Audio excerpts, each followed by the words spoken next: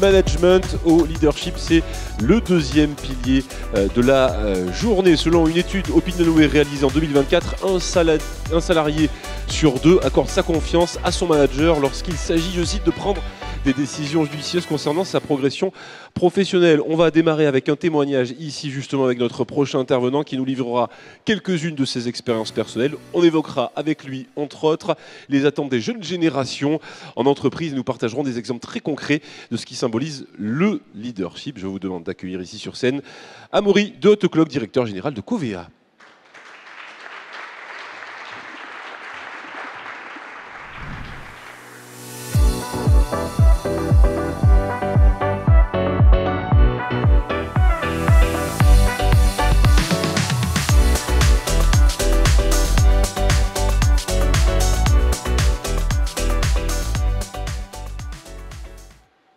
Bien, bonjour à tous. J'ai 10 minutes pour vous introduire ce sujet du management et du leadership. On en avait parlé il y a quelques mois déjà avec Guillaume et comme nous partagions un petit peu cette problématique qui devient, me semble-t-il, assez majeure dans le monde de l'entreprise, Guillaume avait proposé d'essayer d'explorer ce sujet et d'ouvrir quelques pistes. Des pistes, sûrement pas des solutions, parce que des solutions, si on en avait, ça se saurait. La cohabitation de nouvelles générations, c'est finalement pas un phénomène si nouveau. Par contre, il me semble, moi, que la génération qui nous rejoint a des attentes assez particulières qu'il va falloir comprendre, puisqu'au final, c'est eux qui vont inventer l'économie de demain, qui leur ressemblera, sans doute très liée aux plateformes collaboratives, avec tout ce que ça engendre de complexité, parfois de schizophrénie ou d'incohérence. Alors, dans mon propos introductif, je voudrais tout de suite vous signaler que je ne suis absolument pas un DRH, ce n'est pas du tout ma formation. Je tiens à le dire parce que chez Covéa, qui est un gros mastodonte de l'assurance, lorsque le président est venu me chercher pour m'occuper des stratégies de coopération au sein de ce groupe qui rassemble des marques majeures comme MAF, GMF et MMA, l'idée c'était d'essayer de conserver le plus possible ma capacité d'étonnement ou de réaction par rapport à des situations de coopération qui étaient établies et qui pourtant ne fonctionnaient pas tant que ça autour de marques qui étaient alors, il y a 10 ans, très souveraines dans leur destinée et dans leurs décisions pour construire un groupe qui est aujourd'hui Covéa. Je viens, moi, de la police nationale, c'était ma vie d'avant, et j'ai eu la chance et l'honneur de m'occuper d'une unité de force spéciale que vous connaissez peut-être, qui s'appelle le RAID. Et là-bas, l'engagement, le management ou le leadership, en réalité, n'est jamais un sujet. Pourquoi? Parce que, a priori, c'est une rivière souterraine. Tous les acteurs qui sont dans cette unité ont un engagement qui est nécessaire pour accomplir ce type de mission. Eh bien, c'est vrai et c'est pas vrai. C'est vrai parce que, évidemment, les valeurs communes qui rassemblent l'ensemble des acteurs de ce type d'unité, mais c'est vrai aussi pour d'autres services auxquels j'ai pu participer, comme la police judiciaire, la brigade criminelle, la brigade du stupéfiant, vous avez et vous êtes entouré, évidemment, de collaborateurs qui ont tous les mêmes valeurs que vous, cette volonté d'aide, cette volonté d'engagement au profit de son prochain, elle se déduit même de la présence du collaborateur à vos côtés. C'est vrai aussi parce que, notamment au RAID, il y a des sélections qui sont extrêmement pénibles et dures à réaliser et que si vous n'avez pas une forme de volonté, vous n'arrivez pas au bout. Et en réalité, d'ailleurs, on ne juge jamais la performance physique. Ça, en réalité, on s'en fout complètement, puisque ce que j'avais coutume de dire toujours, c'est que ça ne sert à rien de savoir courir parce qu'on ne s'enfuira pas. En réalité, ce que nous jugions, nous, c'était la capacité de résistance au stress et cette capacité de compréhension des événements, même infimes, qui permettent de pouvoir réagir et s'adapter en permanence. Et ce n'est pas vrai, pourquoi? Parce qu'en réalité, quand j'étais à l'école des commissaires au tout début des années 90, on avait eu la chance d'avoir des cours de management. Nous, on parlait de commandement. Et il y avait des consultants en entreprise qui venaient nous dire que le commandement, ça avait vécu et qu'on ne pouvait plus diriger les hommes et les femmes comme ça se faisait auparavant, en donnant des instructions, des ordres et en veillant à leur bonne exécution. Ils avaient raison. Ils avaient raison. Aujourd'hui, c'est vrai que, y compris et surtout dans les forces spéciales, puisque l'action que vous avez à mener, elle est par nature complexe, vous devez savoir écouter, partager avec l'ensemble des acteurs qui vont, avec vous, accomplir la mission. Ça veut dire accepter la critique, accepter le regard différent, le pas de côté, le débriefing, essentiel dans ce type d'unité, puisque à chaque fois, malgré les cas génériques que vous avez beau travailler, puisque vous avez affaire à du réel, évidemment, la situation n'est jamais celle que vous avez prévue. Et enfin, l'exemplarité. Il fut une époque où le commandement était évanescent, il venait d'en haut, des instructions devaient être appliquées et ensuite on les contrôlait. L'exemplarité, ça veut dire l'engagement de chacun, à tous les étages, pour que ce que vous allez demander à l'ensemble de vos opérateurs soit compris, intégré, et que surtout la confiance soit automatique du fait qu'ils constatent votre présence à leur côté. C'est essentiel. 2 exemples peut-être à partager avec vous. Le premier, 1994, aéroport de Marignane, prise d'otage du GIA sur l'Airbus d'Air France, que vous connaissez tous. Regardez bien les images. Voyez le premier opérateur, celui qui va ouvrir la porte. Il ne le fait que parce qu'il y a l'ensemble de ses camarades qui sont derrière lui. Et le chef de l'unité est sur la passerelle. Il monte avec ses hommes. D'où la confiance dans la mission qu'il leur est confiée de demander d'aller jusqu'au sacrifice de sa vie. Qui peut prétendre qu'il peut confier ce type de mission sans lui-même s'engager?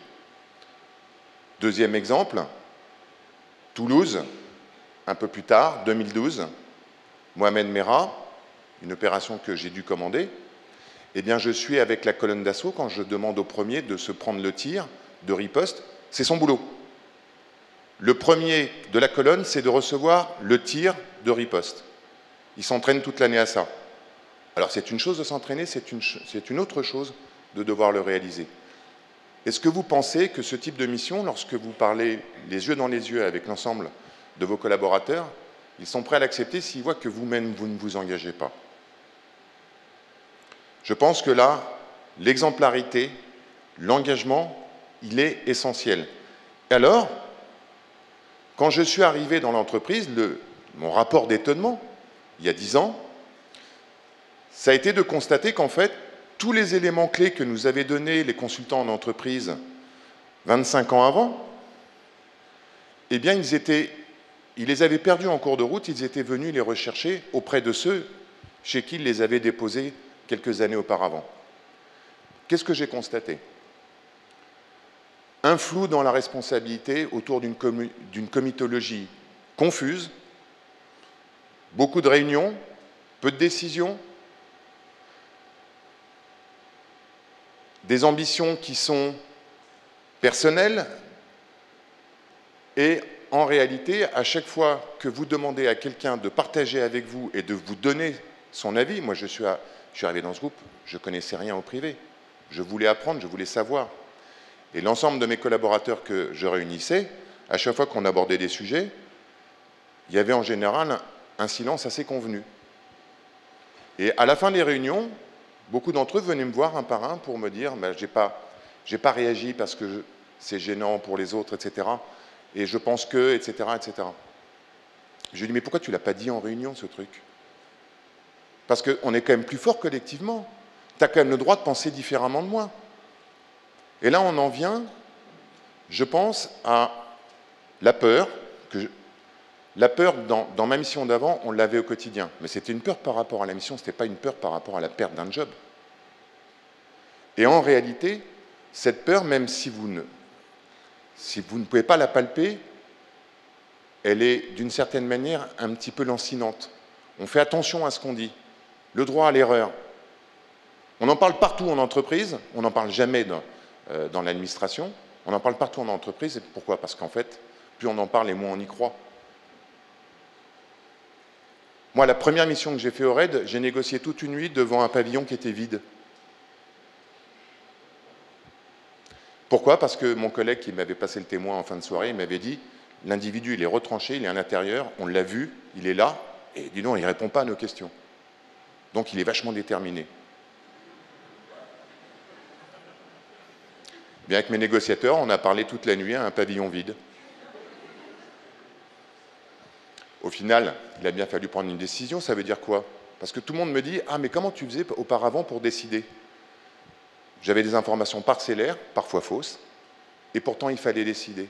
Et bien, comme tout le monde, je me plante une fois sur deux. Est-ce que c'est grave? Ça ne l'est pas à condition de savoir réagir. J'entends parler en permanence avec les consultants d'agilité, je ne sais pas ce que ça veut dire, moi, l'agilité. La vraie notion, c'est la réactivité. Si on s'est planté, on regarde la situation, on se réadapte et on réarticule le dispositif. Est-ce que c'est grave? Je ne le crois pas.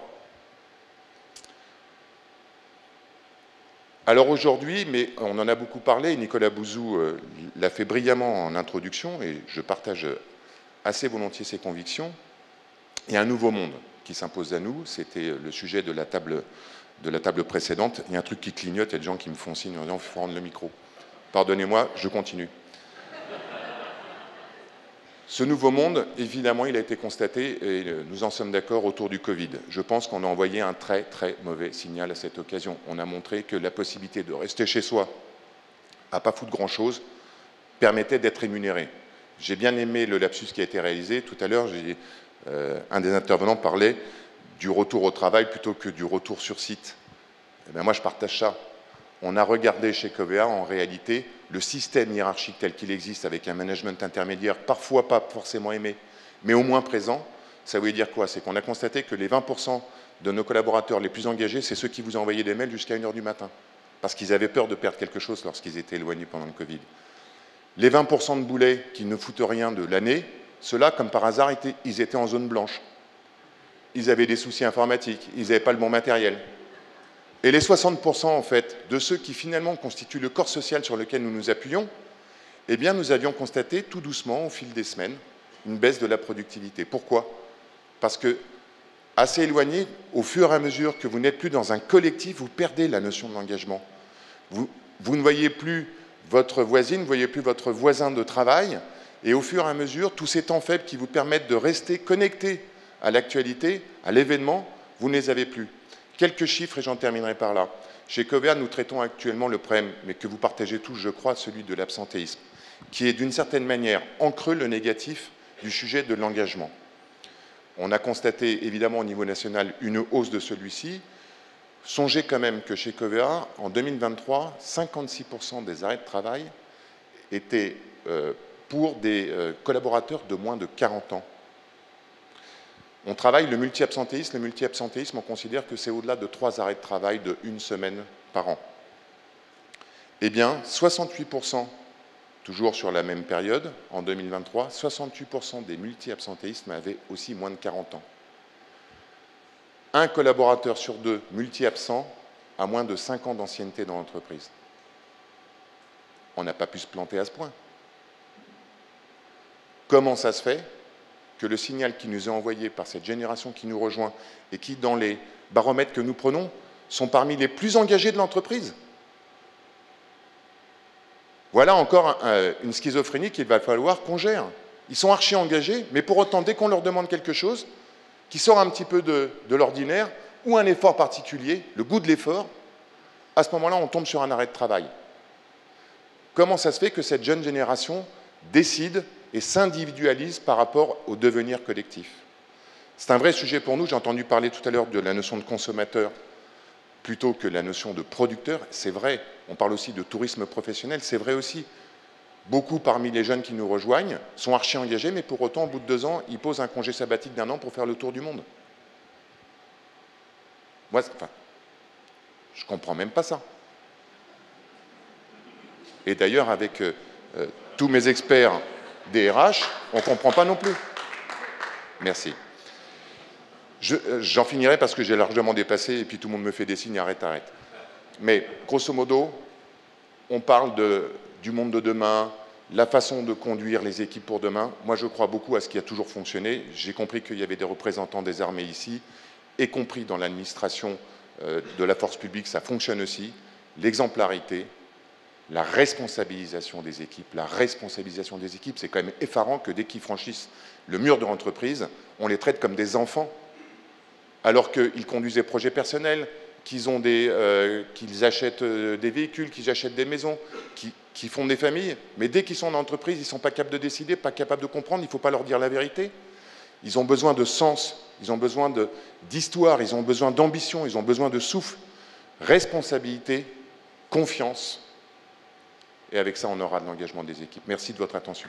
Amaury d'Autoclock, merci infiniment. Directeur général de Covea, merci beaucoup. Merci pour votre présence et votre participation.